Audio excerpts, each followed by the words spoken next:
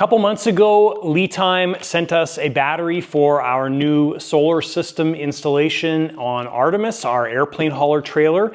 And after the video went out, they reached out and asked if we want a second battery to increase the capacity of our system. So of course we said yes.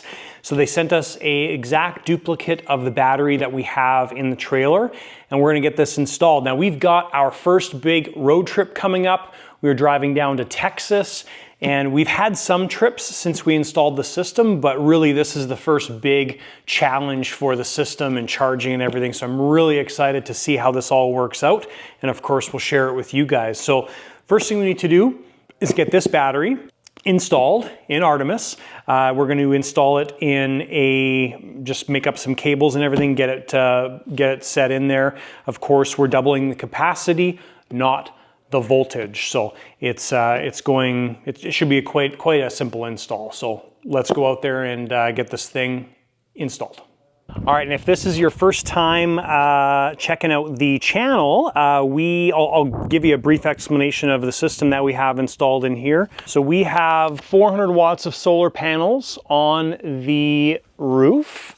The solar panels come to our breaker, they go to our Renogy charge controller. That stuff is positioned underneath there.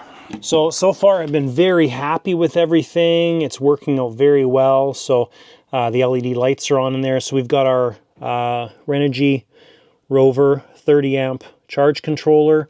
We've got our inverter over there. There's also a charger for the battery when we're plugged into shore power. It's kind of underneath the bed right over back there and then in the V of the trailer. So anyways, we're going to get the other battery installed in here and yeah, give it the ultimate test on this this road trip. So I won't bore you with the installation. We'll just get it paired up in there and then I'll share what it looks like when it's installed and some of the app changes. All right, so pretty simple installation. We've got the other battery tagged up here beside that. I could have made the cables a lot shorter, but that's okay. We've got another foot on cables or 6 inches. Won't make enough of a difference on something like this. So we have it all installed. Everything's powered back on. Let's take a look at the app. All right, so previously we had one of the batteries here. I needed to scan the serial number. So here is the setup. So we've got Artemis Heart, which is our very first battery. And then we've got the second one, which is the exact same battery. So that is the setup. Very cool, I like it. Nice, so you can connect to one at a time. So here's the other battery. So now this battery is currently charging. So we're putting in 15.4 amps. This is from our shore power charger. And so that's going to be charging. The other battery is likely discharging right now. And it's probably discharging because it's going to be charging the other battery. Oh no, it's charging as well too. So we're all good. So yeah, one's charging a lot, one's charging a little bit. So there we go. So that's a cool setup. So what does this mean for the rest of the video? Well, over the next week, we'll check in and see how these batteries are performing. I don't know if they're going to be fully charged all the time because of the solar, but we've got about a 3-day drive to get to Texas. And then while we're at Texas, the trailer will be parked at the event. I'm assuming there's quite a bit of sun this time of year because it's much nicer than here in Canada, and it'll be a good challenge. So we'll touch in as or touch base as we go through this process and see how this battery pack performs. So a little side note here, I didn't set the system up properly previously, so I actually set the system up and it refreshes after every 15-ish seconds. So here is the system. So we've got system voltage, current, so this is the amperage that's currently charging it. We've got the capacity shown, so it's nice just because it shows everything together, which is great. So that's a nice little page, and I think that pops up, yes, in the battery system page right there. So we can look at the individual batteries, or we can look at the entire system on the app. All right, guys, well, we made it to on our big journey a few days later. So we left on Monday. Today is Thursday, and I'll tell you, the battery setup in Artemis with the second battery has been phenomenal. So no power issues at all.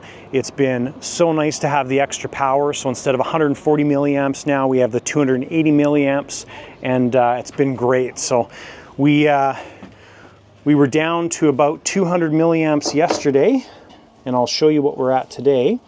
So if we pull up the LiTime app, go to our system, we'll let this refresh.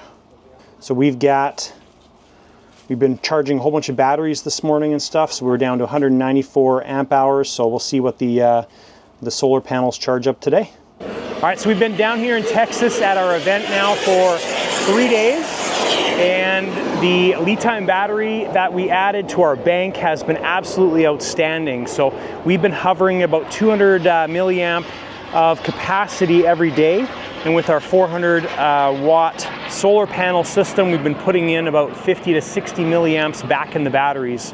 So it's been absolutely a non-issue.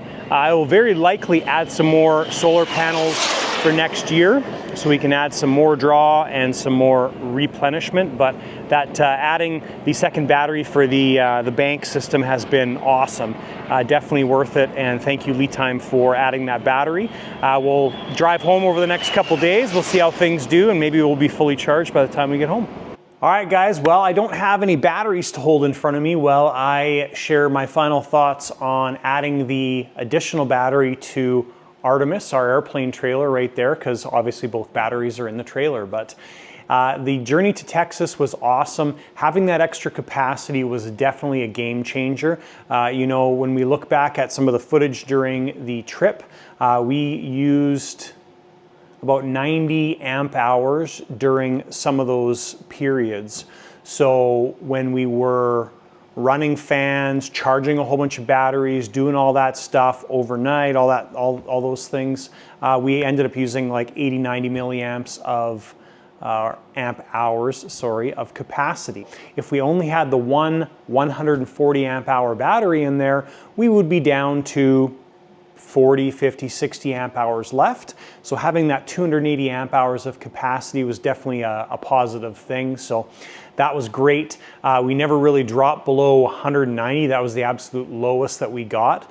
And that morning we had charged, well, overnight it stayed on, and the inverter stayed on. That's really where some of the draw is. So we've got a fridge in there. We left the inverter on all the time. So we could have reduced that a lot by just turning the inverter off overnight. I have to remember that for next time.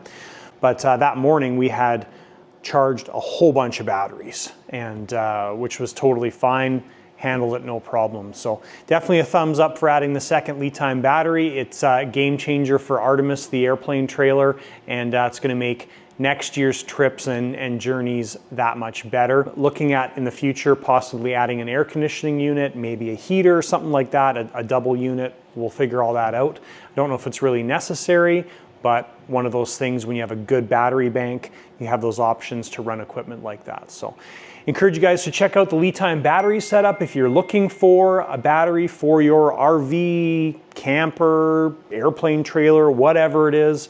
Definitely a great battery setup. I've been happy with mine so far. And right now, guys, LiTime has a promotion on for Halloween, so definitely check it out. Links down below in the video description, and also the first comment to the video, where you can save some money for Halloween and keep all the ghouls and goblins away with ample power. Thank you, LiTime, for adding that second battery to our battery bank system. And that's it, guys. We'll see you in the next video.